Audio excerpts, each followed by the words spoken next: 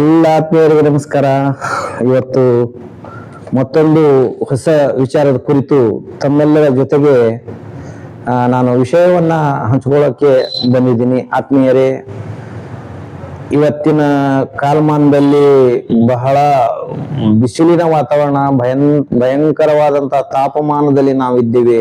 ಅದೇ ತರ ಸರ್ಕಾರದ ಸುತ್ತೋಲೆ ಕೂಡ ಇದೆ. ಈ ತಿಂಗಳಿನಿಂದ ಮುಂದಿನ ತಿಂಗಳು 18ರವರೆಗೆ ಅತ್ಯಂತ ಕಡು ಬಿಸಿಲಿರುತ್ತದೆ. ಆ ಕಾರಣದಿಂದ ತಾವೆಲ್ಲರೂ ಕೂಡ ತಮ್ಮ ತಮ್ಮ ಆರೋಗ್ಯದ ಕಾಳಜಿ ಮತ್ತು ತಮ್ಮ ಮನೆಯಲ್ಲಿರ್ತಕ್ಕಂಥ ಎಲ್ಲ ಹಿರಿಯರ ಕಾಳಜಿ, ಮಕ್ಕಳ ಕಾಳಜಿ ಮತ್ತು ಪಶು ಪಕ್ಷಿಗಳ ಬಗ್ಗೆ ಕಾಳಜಿ ವಹಿಸಿ ಅಂತ ಸರ್ಕಾರ ಕೂಡ ಸುತ್ತೋಲೆಯನ್ನ ಹೊರಡಿಸಿದೆ. ಆ ಕಾರಣದಿಂದ ನಾವೆಲ್ಲರೂ ಕೂಡ ಮಾನವೀಯತೆಯನ್ನ ಮೆರಿತಾ ಇರೋಣ. ಮಕ್ಕಳಿಗಾಗಲಿ ಅಥವಾ ಮನೆಯಲ್ಲಿರ್ತಕ್ಕಂಥ ವೃದ್ಧರಿಗಾಗ್ಲಿ ಅಥವಾ ನಮ್ಮ ಮನೆಯಲ್ಲಿರ್ತಕ್ಕಂಥ ಎಲ್ಲರ ಒಂದು ಕಾಳಜಿ ಮಾಡ್ತಾ ಪಶು ಪಕ್ಷಿಗಳ ಬಗ್ಗೆ ಕೂಡ ನಾವು ಕಾಳಜಿಯನ್ನ ಮಾಡೋಣ ಅಂತ ಈ ಸಂದರ್ಭದಲ್ಲಿ ತಮ್ಮೆಲ್ಲರಲ್ಲಿ ನಿವೇದನೆಯನ್ನ ಮಾಡಿಕೊಳ್ತಾ, ನಾವು ಕೂಡ ಯಾವುದೇ ಕಾರ್ಯ ಇರಲಿ, ಯಾವುದೇ ಕೆಲಸ ಇರಲಿ, ಬೆಳಗಿನ ಸಮಯದಲ್ಲಿ ಮಾಡಿಕೊಂಡು ಸಾಧ್ಯವಾದಷ್ಟು ಮಧ್ಯಾಹ್ನದ ಬಿಸಿಲಿನ ಪ್ರಖರತೆಯ ಸಮಯದಲ್ಲಿ ನಾವು ನಮ್ಮ ಮನೆಗಳಲ್ಲಿ ಸಮಯವನ್ನು ಕಳೆಯೋಣ. ಮತ್ತೆ ಬಿಸಿಲು ತಗ್ಗಿದ ನಂತರ ಮತ್ತೆ ನಾವು ನಮ್ಮ ದೈನಂದಿನ ಕೆಲಸದಲ್ಲಿ ತೊಡಗೋಣ ಅಂತ ಈ ಸಂದರ್ಭದಲ್ಲಿ ಅರಿಕೆ ಮಾಡಿಕೊಳ್ತಾ, ಇವತ್ತು ಮತ್ತೊಂದು ವಿಚಾರದ ಬಗ್ಗೆ ತಮ್ಮೆಲ್ಲರ ಜೊತೆ ನಾನು ಚರ್ಚೆ ಮಾಡ್ತಾ ಇದ್ದೀನಿ. ಆ ವಿಷಯ ಯಾವುದು ಅಂತಂದ್ರೆ, ಹೆಂಗಿರಬೇಕು ಜೀವನದೊಳಗ ಅಂತ. ನೋಡಿ, ಯಾರೊಬ್ಬ ಹಿರಿಯರು ಹೇಳಿದ್ದು ಮಾತಿದು, ಹೆಂಗಿರಬೇಕು ಜೀವನದೊಳಗ ಅಂತಂದ್ರೆ ನಾವು ಜೀವನದಾಗ ಹೆಂಗಿರ್ಬೇಕು, ನಾವು ಜೀವನದಾಗ ಯಾವ ತರ ನಾವು ಮಾಡ್ಬೇಕು, ನಾವು ಏನೇನ್ ಕಾರ್ಯಗಳನ್ನ ಮಾಡ್ಬೇಕು, ಸಮಾಜಕ್ಕೆ ಯಾವ ತರ ಮಾಡ್ಬೇಕು, ಸಂಸಾರಕ್ಕೆ ಯಾವ ತರ ಮಾಡ್ಬೇಕು, ಕುಟುಂಬಕ್ಕೆ ಯಾವ ತರ ಮಾಡ್ಬೇಕು, ನಮಗಾಗಿ ನಾವು ಏನ್ ಮಾಡ್ಬೇಕು ಅನ್ನೋದನ್ನ ಕೆಲವೊಂದು ಸಾಲುಗಳಲ್ಲಿ ಅವರು ವಿವರಿಸಿದ್ದಾರೆ. ಅದನ್ನೇ ನಾನು ತಮ್ಮೆಲ್ಲರ ಎದುರಿಗೆ ಇವತ್ತು ಪ್ರಸ್ತುತಪಡಿಸ್ತಾ ಇದ್ದೀನಿ. ಹೆಂಗಿರಬೇಕು ಜೀವನದೊಳಗ ಅಂತ ಹೇಳಿ. ಬದುಕಬೇಕು ನಕ್ಕೋತ ಜಗದೊಳಗ, 10ರಾಗ 11 ಇರಬೇಕು ಗುಂಪೊಳಗ, ಇಲ್ಲಂದ್ರ ತುಳಿತಾರ ಮಣ್ಣೊಳಗ. ನೋಡ್ರಿ, ಎಷ್ಟು ಅರ್ಥಗರ್ಭಿತವಾದಂತ ಇದೊಂದು ಸಾಲು. ಬದುಕಬೇಕು ನಕ್ಕೊಂತ ಜಗದೊಳಗ, ಯಾವಾಗಲೂ ನಗ್ತಾ ಜಗದೊಳಗ ಇರ್ಬೇಕಂತ್ರಿ, 10ರಾಗ 11 ಇರ್ಬೇಕಂತ, ಎಲ್ಲರ ಜೊತೆ ನಾವು ಇರ್ಬೇಕಂತ ಗುಂಪೊಳಗ, ಇಲ್ಲಂದ್ರ ತುಳಿತಾರ ಮಣ್ಣೊಳಗ. ನೋಡ್ರಿ ಎಷ್ಟು ಅರ್ಥ ಅದ ನೋಡ್ರಿ. ಅದೇ ತರ ಮತ್ತೆ ಹೇಳ್ತಾರ್ರಿ, ಹೆತ್ತವರ ಹೊತ್ತವರ ನೆನಿಬೇಕು ತಂಪತ್ತೊಳಗ, ನಿಯತ್ತಿಂದ ದುಡಿಬೇಕು ಕಾಯಕದೊಳಗ.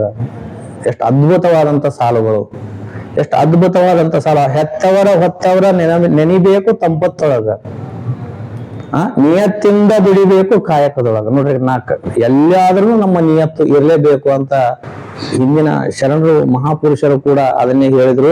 ಹೆತ್ತವರ ಹೊತ್ತವರ ನೆನಿಬೇಕು ತಂಪತ್ತೊಳಗಂತ. ನೋಡ್ರಿ, ಅವರೇ ನಮಗೆ ಈ ಭೂಮಿ ಮೇಲೆ ಬಿಟ್ಟಿದ್ದಿಲ್ಲ ಅಂದ್ರ ಈ ನಮ್ಮ ಆಡಂಬರ ಎಲ್ಲಿಂದ ಬರ್ತಿತ್ತು. ಅದಕ್ಕ ತಂಪತ್ತೊಳಗ ಹೆತ್ತವರನ್ನ ನೆನಿರಿ ಅಂತ ಹೇಳ್ತಾರ. ಕರ್ಮ ನಿನ್ನ ಕಾಯುತ್ತ ಎಲ್ಲ ಕಾಲದೊಳಗ, ಏನೂ ಮ್ಯಾಲ ತಗೊಂಡು ಹೋಗುವುದಿಲ್ಲ ಒಡಲೊಳಗ, ಇದ್ದಾಗ ಹಂಚಿ ತಿಂದ್ರ ಸುಖ ಮನದೊಳಗ ಅಂತ. ಎಷ್ಟು ಅರ್ಥವಾದಂತ ಮಾತು, ಎಷ್ಟು ಶ್ರೀಮಂತಿಕೆಯ ಮಾತುಗಳು ನೋಡಿ ಇವೆಲ್ಲ. ಕಾಸಿದ ಕಬ್ಬಿಣದಾಂಗ ತಡಿಬೇಕು ಕಷ್ಟದೊಳಗ, ಚಿಂತಿ ಸಂತಿ ಇರಬಾರದು ತಲೆಯೊಳಗ, ಆಡಲಾರದ ಮಾಡಿ ತೋರಿಸಬೇಕು ಕಾಯಕದೊಳಗ.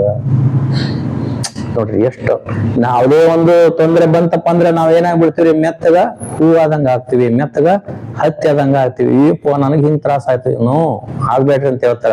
ಕಬ್ಬಿಣದಂಗಿರ್ಬೇಕು, ಕಾಸಿದ ಕಬ್ಬಿಣನ ಎಷ್ಟು ಕಾಸಿದ್ರು ಸಹಿತ ಅದು ಹೆಂಗ್ ತಾಳ್ಕೊತದಲ್ಲ, ಆ ತರದ ವರ್ತನೆ ನಮ್ದಿರ್ಬೇಕು.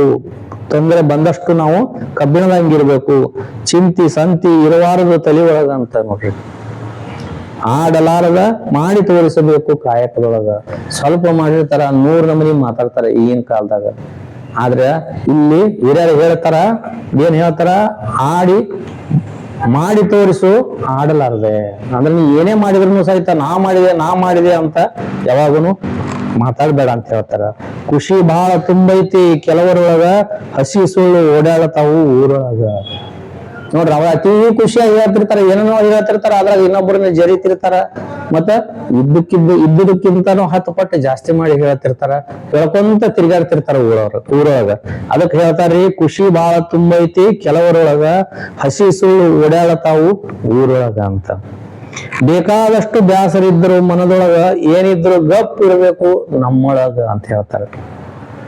ನೋಡ್ರಿ, ಎಷ್ಟೋ ಬೇಸರಕ್ಕೆ ಇರ್ತದೆ, ಎಷ್ಟೋ ಬೇಸರಕ್ಕೆ ಇರ್ತದೆ ಮನುಷ್ಯನಾಗ. ಆಗ ಅವ್ರೇನ್ ಹೇಳ್ತಾರ, ಗಪ್ ಇದ್ಬಿಡ ಅಂತ ಹೇಳ್ತಾರೆ. ನಮ್ಮ ಮನಸ್ಸಿನೊಳಗನೆ ನಾವು ಅದನ್ನೆಲ್ಲ ಆ ಮನಸ್ಸಿನಲ್ಲಿ ಮಡಿಗೆ ತಿನ್ನೋದು ಅಂತಾರ ನೋಡ್ರಿ. ಆತರ ಏನೇ ತೊಂದರೆಗಳಿದ್ರು ಅದನ್ನ ನಿನ್ನ ಮನಸ್ಸಿನಲ್ಲಿ ಇಟ್ಟುಕೊಂಡು ಸುಮ್ಮಿದ್ದು ಬಿಡು, ಅದು ತಾನೇ ಹೋಳಾಗ್ತದ ಅಂತ ಹೇಳ್ತಾರ. ಸತ್ಯಕ್ಕೆ ಸಾವಿಲ್ಲಂತ ಪುಸ್ತಕದೊಳಗ ನಿಜ ಬದುಕು ಹಂಗಿಲ್ಲ ಪ್ರಕೃತಿಯೊಳಗ. ನೋಡ್ರಿ ಎಷ್ಟೊಂದು ಸುಂದರವಾದ ಸಾಲುಗಳು. ಕ್ರಾಂತಿ ಭ್ರಾಂತಿ ಸುಳಿದಾಡಬಾರದು ಹತ್ತಿರದೊಳಗ, ಕಾಯ್ದೆ ಪದ್ಧತಿ ಇರಬೇಕು ಮನೆಯೊಳಗ. ನೋಡ್ರಿ, ನಾವ್ ಯಾವ್ದೇ ಒಂದು ಪದ್ಧತಿಯನ್ನು ಬಿಟ್ಟು ಬದುಕಿದೀವಪ್ಪ ಅಂತಂದ್ರ ಆ ಬದುಕು ನಿರರ್ಥಕ ಇರ್ತದ, ಸಾರ್ಥಕ ಆಗಂಗಿಲ್ಲ. ಅದಕ್ಕಂತೇಳಿ ಹೇಳ್ತಾರ್ರಿ, ಕ್ರಾಂತಿ ಭ್ರಾಂತಿ ಸುಳಿದಾಡಬಾರದು ಹತ್ತಿರದೊಳಗ, ಕಾಯ್ದೆ ಪದ್ಧತಿ ಇರಬೇಕು ಮನೆಯೊಳಗ. ಮನೆಯೊಳಗ ನಾವೊಂದು ಪದ್ಧತಿ ಹಾಕಿದ್ವಿ ಅಂದ್ರ ಅದೇ ಮುಂದುವರೆದು ನಮ್ಮ ಮಕ್ಕಳು ಕೂಡ ಅದನ್ನೇ ಫಾಲೋ ಮಾಡಿ ನಾವು ಒಳ್ಳೆಯ ಒಂದು ಕುಟುಂಬಸ್ಥರು ಅನಿಸ್ಕೊಳ್ಳಕ್ಕೆ ಸಾಧ್ಯದ ಅಂತ. ಅರಿವಿನ ಜ್ಞಾನ ಇರಬೇಕು ನಡವಳಿಕೆಯೊಳಗ, ಪೆಟ್ಟು ಬಿದ್ದಷ್ಟು ಪಕ್ವ ಆಗತೇವಿ ಸಂಸಾರದೊಳಗ. ನೋಡ್ರಿ ಎಷ್ಟು ಅದ್ಭುತವಾದಂತ ಸಾಲು. ಅರಿವಿನ ಜ್ಞಾನ ಇರಬೇಕು ನಡವಳಿಕೆಯೊಳಗ, ನಾವು ಅರಿವು ಇಟ್ಕೊಂಡು ನಡಿಬೇಕಂತ್ರಿ. ನಮ್ ಹಿರಿಯರು ಬೈತಿರ್ತಾರ, ಕೇಳಿರ್ಬೇಕು ನೀವು, ಏನಲ್ಲಿ ಅರಿವು ಇಟ್ಕೊಂಡು ನಡಿ ಅಂತ ಹೇಳ್ತಿರ್ತಾರ. ಅಂದ್ರ ನಾನು ಯಾರು, ನಾನು ಏನ್ ಮಾಡಕತ್ತೀನಿ ಅನ್ನೋದನ್ನ ತಿಳ್ಕೊಂಡು ನಾವು ನಮ್ಮ ನಡಿಬೇಕಂತ್ರಿ. ನಮ್ಮ ನಡವಳಿಕೆಯೊಳಗ ಅದು ಕಾಣಿಸ್ತಿರ್ಬೇಕಂತ. ಪೆಟ್ಟು ಬಿದ್ದಷ್ಟು ಪಕ್ವ ಆಗತೇವಿ ಸಂಸಾರದೊಳಗ.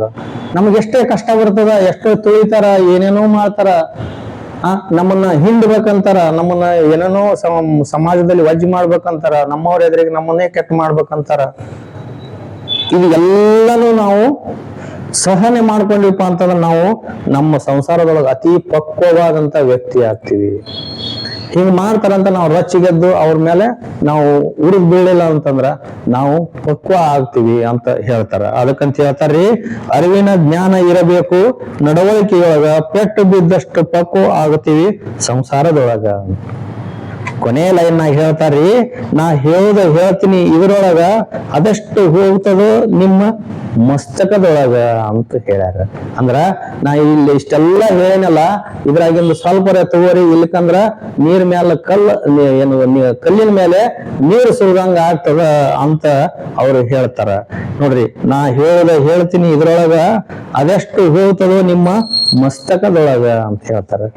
ಅಂದ್ರ ಮಸ್ತಕ ಅಂತ ಬುದ್ಧಿ ಒಳಗ ಎಷ್ಟು ಹೋಗ್ತದ ಏನೋ, ನಾ ಅಂತೂ ಹೇಳೋದಂಗೆ ಹೇಳ್ತೀನಿ, ಅದ್ರ ಮುಂದೊಂದು ಹೌದು ಅಲ್ಲ ಅನ್ನೋದು ನಿಮ್ಮ ಕರ್ಮ, ನೀವ್ ಎಷ್ಟರ ತಿಳ್ಕೊರಿ ಅಂತ ಹೇಳ್ತಾರ ಹಿರಿಯರು. ಆ ಕಾರಣದಿಂದ ಬಂಧುಗಳೇ, ಇವು ಸಾಲುಗಳವಲ್ರಿ, ಇವೆಲ್ಲ ಸುವರ್ಣ ಅಕ್ಷರದಿಂದ ಬರಿತಕ್ಕಂತ ಸಾಲುಗಳು. ಇವು ಎಲ್ರಿಗೂ ಓದಕ್ಕೆ ಬರ್ತಿರ್ತದೆ, ಬರೆಯಕ್ಕೆ ಬರ್ತಿರ್ತದೆ. ಆದ್ರೆ ಯಾರಿಗೂ ಇಂಥ ಸಾಲುಗಳನ್ನು ಓದ್ಕೊಂಡು ನಮ್ಮ ಜೀವನದಲ್ಲಿ ಅಳವಡಿಸ್ಕೊಳ್ಳುವಷ್ಟು ತಾಳ್ಮೆ ಇಲ್ಲ ಈಗಿನ ಕಾಲದಲ್ಲಿ. ಆ ಕಾರಣದಿಂದ ಬಂಧುಗಳೇ, ಸಾಧ್ಯವಾದಷ್ಟು ಇಂಥ ಸುವರ್ಣ ಸಾಲುಗಳನ್ನ ನಾವು ಹೆಕ್ಕಿ ತೆಗೆದು ನಮ್ಮ ಒಂದು ಜೀವನದಲ್ಲಿ ಅಳವಡಿಸಿಕೊಂಡು ನಾವು ಕೂಡ ಒಂದು ಸಾರಿ ವಿಚಾರ ಮಾಡೋಣ, ಹೆಂಗಿರಬೇಕು ಜೀವನದೊಳಗ, ಹಿಂಗಿರಬೇಕು, ಮತ್ತ ಬೇರೆಯವರ ಕುಚುಕು ಬುದ್ಧಿ ಕೊಟ್ಟಿರ್ತಾರಲ್ಲ ಹಂಗಿರ್ಬೇಕು ಅನ್ನೋದನ್ನ ವಿಚಾರ ಮಾಡಿ ಒಂದು ನಿರ್ಧಾರಕ್ಕೆ ಬರೋಣ. ಮತ್ತೊಮ್ಮೆ ಹೇಳ್ತೀನಿ ನಾನು, ಹೆಂಗಿರಬೇಕು ಜೀವನದೊಳಗ ಅಂತ ಹೇಳಿ.